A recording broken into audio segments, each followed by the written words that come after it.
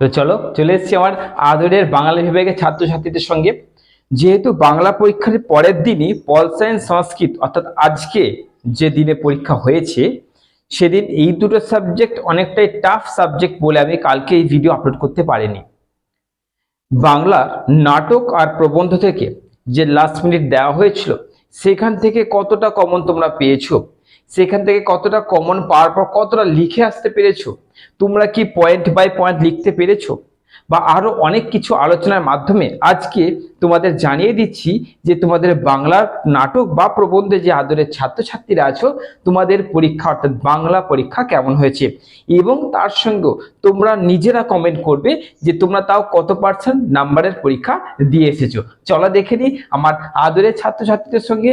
চলো আজকে কমেন্টটাকে যতটা পারবে একটু আনন্দ আর ভালোবাসা দিয়ে ভরিয়ে তুলবো, এবং তোমরা যুক্তিসঙ্গতভাবে সেখানে বলবে যে স্যার আপনি যেগুলো বললেন সেই হিসেবে আমরা অবশ্যই করে এসেছি।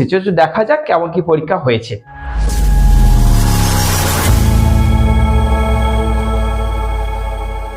চলো চলে এসেছি।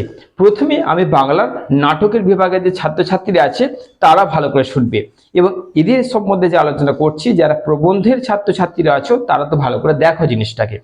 প্রথমে নাটক বিভাগের ছাত্রছাত্রীদের ভালো করে শোনো।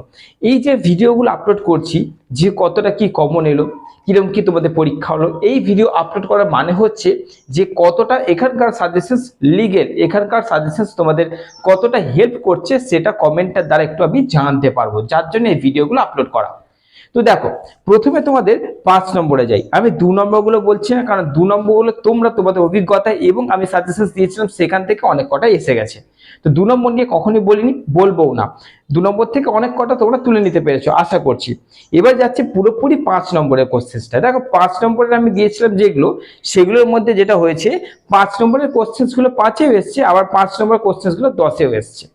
এবং আমি তোমাদের বারবার একটা কথা বলে গেছি যে সব সময় যে কোনো প্রশ্নকে তোমরা চেষ্টা করবে 10-এর মতন করা, একটু বড় করার, যাতে যদি সেটা দেখা গেলে কম দিল বা 5-এ চলে এলো ভালো কথা, আর যদি সেটা 10-এ এলো তাহলেও ভালো কথা।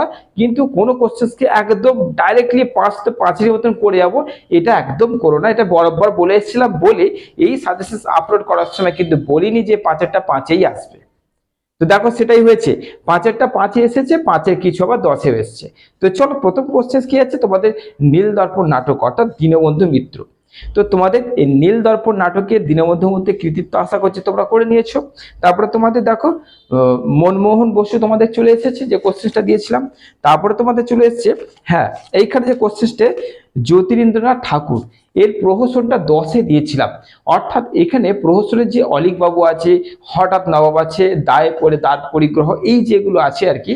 তো অলিক বাবু এই জায়গায় এই পয়েন্টটা স্টুডেন্টস তোমরা যদি ভালো করে পড়ে থাকো তাহলে তোমরা কিন্তু 5-এর মতন অবশ্যই বানাতে পারছো। মানে অলিক বাবু যেহেতু একটা কমেডিয়ান ক্যারেক্টার টাইপের ছিল, একটুখানি মানে জানো অলিক বাবু মানে একটা চমকপ্রদ একটা ক্যারেক্টার, যেখানে বলা হচ্ছে একটু মিথ্যা ভাষণ বলো বা মেয়েদের প্রতি গা ঘাসা স্বভাবের যে মানুষটাকে বলো, এরকম টাইপের যে মানুষের সম্বন্ধে তোমরা কতটা বানিয়ে আসতে পেরেছো সেটা হচ্ছে তোমাদের উপরে। তাহলে জ্যোতিরিন্দ্রনাথ ঠাকুরের যে কোশ্চেন দিয়েছিলাম অলিক বাবু প্রহসন থেকে সেইটা তুলে দিয়েছে তোমাদের। ওকে, এরপর আরেকটা কোশ্চেন আছে এখানে, কালীপ্রসন্ন সিংহের প্রতিভা অর্থাৎ কালীপ্রসন্ন সিংহের যে আছে হুতুম প্যাঁচার নকশা। এইটা তোমরা 3rd সেমিস্টারে পড়ে এসেছো অলরেডি, তাই যারা যারা এটা পড়ে এসেছো তাদের কিন্তু এটা সমস্যা হবে না, কারণ ওটা কি আবার লিখতে হচ্ছে, কারণ তোমরা অলরেডি এটাকে পরে পরীক্ষা দিয়ে এসেছো। তাই কালীপ্রসন্ন সিংহের হুতুম প্যাঁচার নকশাটা কিন্তু লিখতে আশা করছি তোমাদের অসুবিধা হচ্ছে না। তো মোটমাট আমি আমার থেকে 3টে এখানে দিতে পেরেছি 5-এর, এবং কালীপ্রসন্ন সিংহে যারা করতে পেরেছে তাদের 4টে হয়ে গেছে। এবার যাচ্ছি 10-এর। 10-এ তোমাদের কি দেখো, উদ্ভব ক্রমবিকাশ তোমাদের ছিল, মধুসূদনের প্রহসন অর্থাৎ একে কি বলে সভ্যতা, আর বুড়ো শালিকের ঘাড়েরও, এটা তোমাদের ছিল। তারপরে সমাজ সমস্যামূলক রামায়ণ তর্ক কুলিন কুল সর্বস্ব নাটকটা, ওটা যদি লিখে থাকো তাহলে একদম ঠিক লিখেছো। এবং সামাজিক নাটক গিরিশচন্দ্রের যেগুলো তোমাদের বলে দিয়েছিলাম সেইগুলো যদি তোমরা লিখে থাকো, অর্থাৎ গিরিশচন্দ্র দিয়ে দিয়েছিলাম, রামনারায়ণ দিয়েছিলাম, উদ্ভব ক্রমবিকাশ দিয়েছিলাম, আর মধুসূদনও দিয়েছিলাম। অর্থাৎ তোমাদের অলরেডি 2 থেকে এসেছে, 5 থেকে আমি 3টে দিতে পেরেছি, এবং 10 নম্বরে সবকটা তোমরা পেয়ে গেছো। তার মানে যেসব স্টুডেন্টস আজকে কমেন্ট করবে যে স্যার আমার কোনো টিচার ছিল না, বই ছিল না, বা বই ছিল কিন্তু কোন রকম সাজেশন ছিল না যে কোনটা পড়বো কোনটা পড়বো না, লাস্ট মিনিট থেকে তোমরা উপকৃত যারা যারা পেয়েছো অবশ্যই কিন্তু কমেন্টে জানাচ্ছো।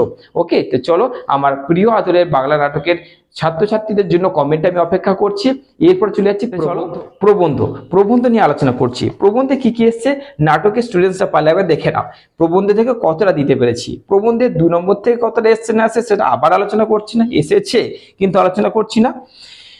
5 নম্বর কি দিতে পেরেছি, রামমোহন রায়ের একটা আমি দিয়েছিলাম কোশ্চেন যে প্রাবন্ধিক হিসেবে রামমোহন রায়ের কৃতিত্ব আলোচনা করো।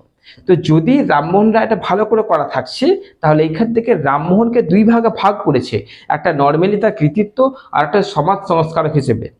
তো যেগুলো তিনি বন্ধ করেছিলেন, যে কুপ্রথাগুলো বন্ধ করেছিলেন সেগুলো সমাজ সংস্কার চলে যাচ্ছে, আর ওইটা প্লাস কিছু অন্য কিছু একটু বানিয়ে দেওয়া, কিছু করে দেওয়াটা হচ্ছে কৃতিত্ব। অর্থাৎ রামমোহন ওই একটা প্রশ্ন থেকে আশা করছি তোমরা যথেষ্ট সিনসিয়ারেবল স্টুডেন্টস, তো তোমরা সেই জায়গাটাকে করতে পেরেছো। এরপরে দেখো তোমাদের 2টো কোশ্চেন জায়গা থেকে হয়ে যাচ্ছে। তারপর দিয়েছিলাম স্বামী তোমাদের অক্ষয় কুমার দত্ত। অক্ষয় কুমার দত্ত তোমাদের দিয়েছিলাম, তাহলে অক্ষয় কুমার দত্ত তোমাদের কিন্তু চলে এসছে।